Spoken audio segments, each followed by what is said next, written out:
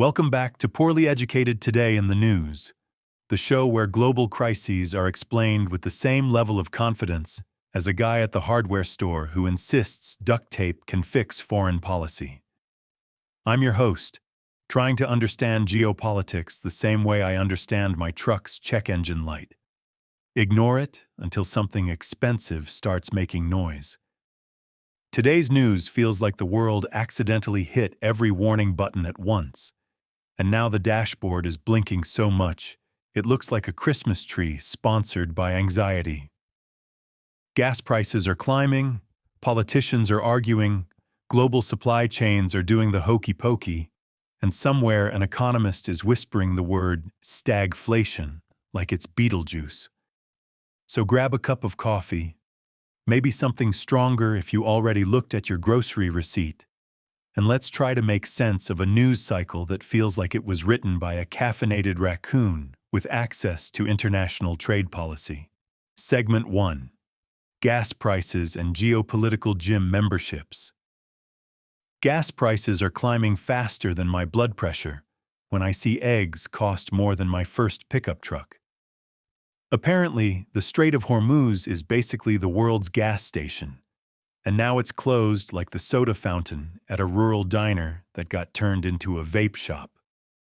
We got naval blockades, retaliatory blockades, and I swear we're one misunderstanding away from somebody putting a traffic cone in the ocean and calling it diplomacy. Oil prices are jumping so fast, economists are getting motion sickness, and every time the price goes up 10 cents, I start calculating how many errands I can combine into one trip, like I'm rationing moonshine during Prohibition. Now they say global supply chains are being disrupted, which is economist talk for your Amazon package is going to arrive sometime between now and the heat death of the universe. Airlines are raising baggage fees because jet fuel is skyrocketing, which is amazing because I didn't think airlines could find another way to charge you for breathing near their planes. It feels like the whole global economy is being held together with duct tape, chewing gum, and one guy in a warehouse yelling, "Where's the microchips?" Meanwhile, politicians are promising strategic reserve releases, which sounds comforting until you realize it basically means we're dipping into the national emergency stash, like it's the last roll of toilet paper in 2020. Segment 2. Tariff Refund Stimulus Rodeo. The government is also about to hand out $166 billion in tariff refunds, which sounds like a lot of money until you realize it's not going to you. It's going to companies who are already charging you $12 for cereal. Apparently, these tariffs were ruled unconstitutional, which means we spent years paying extra money just for the government to go whoopsie-doodle. Businesses are expected to get billions back, but don't expect prices to drop, because corporate math works like this. When costs go up, prices go up. When costs go down, profits go up. Economists are warning this could make inflation worse, which is incredible because inflation already feels like a raccoon living in your wallet. Companies get billions, consumers get vibes, and we're told the market will sort itself out like it always does, which usually means it sorts itself out for rich people first. It's like the economy is a tractor stuck in mud, and instead of pulling it out, we just keep revving the engine and hoping the problem becomes someone else's problem by next quarter. Meanwhile, small businesses are filling out forms hoping they get a slice of the pie before the big corporations eat the entire bakery. Segment 3.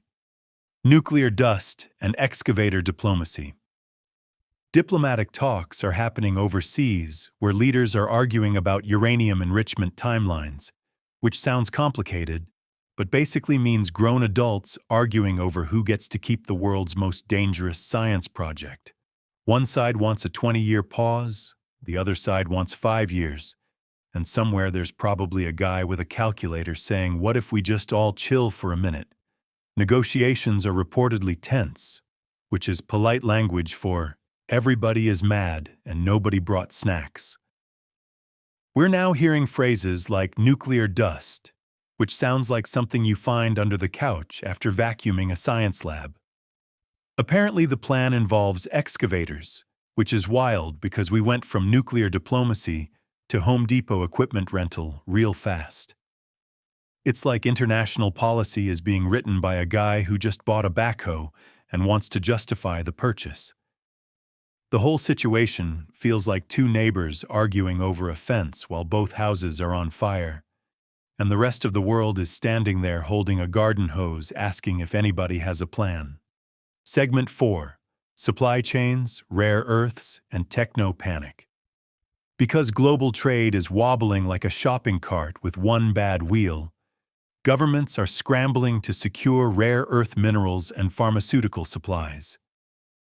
Rare earth minerals are basically the secret sauce inside everything from smartphones to fighter jets, and apparently most of them come from places we suddenly don't want to rely on anymore. So now we're digging through old industrial waste piles looking for valuable minerals like raccoons with engineering degrees. There's also a push to bring pharmaceutical manufacturing back home, which makes sense because relying on fragile supply chains for medicine is about as comforting as relying on gas station sushi for life advice. Governments suddenly realized that maybe having your critical supplies depend on countries you're arguing with isn't ideal, which feels like a lesson we learn every 5 years and then immediately forget.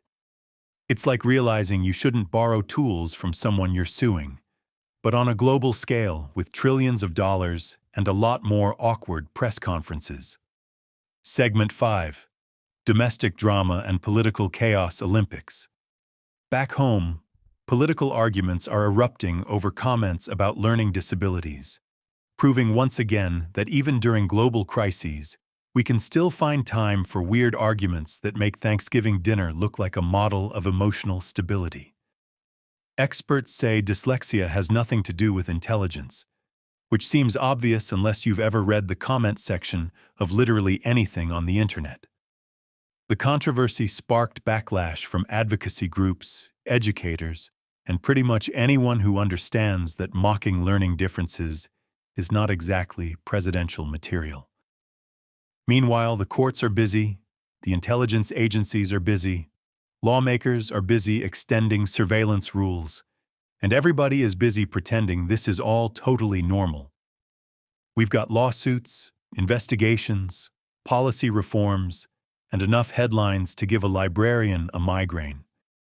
It feels like the government is trying to juggle chainsaws while riding a unicycle on a tightrope over a pit of alligators, and somebody just yelled, "Hey, can we also rewrite healthcare policy this week?" At this point, the news cycle isn't a cycle, it's a blender. Segment 6. Global Chaos Grab Bag. Elsewhere around the world, allied governments are facing scandals, security threats are popping up like whack-a-mole, and various conflicts are simmering at the same time, which is never a comforting phrase. Political instability overseas is complicating alliances right when cooperation would be helpful, which is kind of like discovering your roof is leaking during a thunderstorm, while your neighbor borrows your ladder and never returns it. Meanwhile, other nations are testing weapons, tensions are rising, and global diplomacy is basically group therapy, where nobody wants to admit they're part of the problem. Religious leaders are calling for peace. Politicians are calling for leverage, markets are calling for stability, and regular people are calling for gas prices that don't require a small loan. The world feels like it's balancing on a bar stool with one leg shorter than the others, and everyone is arguing about which leg to fix first, while the stool is already wobbling. The only thing everybody agrees on is that uncertainty is high, which is economist talk for nobody knows what happens next, but it probably costs more. In conclusion, the world economy, global politics, and domestic drama are all colliding at the same time, like a demolition derby sponsored by anxiety. We've got energy shocks, supply chain stress, political shouting matches, and economic policies that feel like they were drafted during a group text argument. Regular people are just trying to afford gas, groceries, and maybe one small treat that doesn't require refinancing their house. If this is the calm before the storm, somebody needs to return the calm because this storm already looks like it's driving a monster truck through the living room.